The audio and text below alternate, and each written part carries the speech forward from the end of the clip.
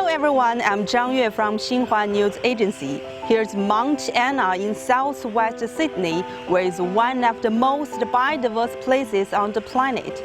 And there's even a bank for plant seeds with seed collections of many of the 25,000 plant species that occur in Australia.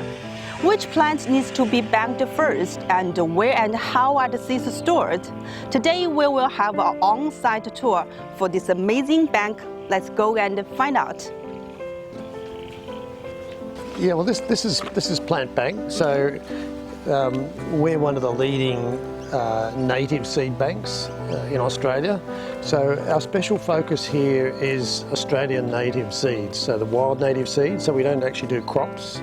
It's about our native flora, and we work here. This was built in 2013. We opened, so it's a major research centre and seed bank for native plants.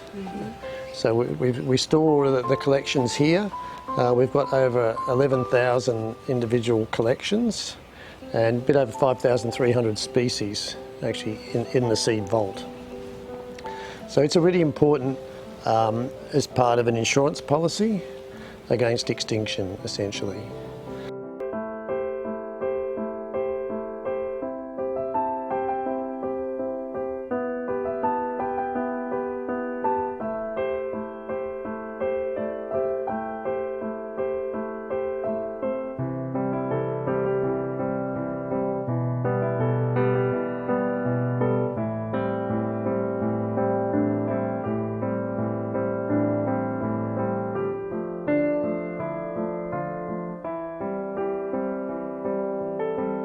So it's important to have the seeds stored for future, but also it's important to understand how the seeds germinate and how they work, and that's a really important part of what we do here. Yes.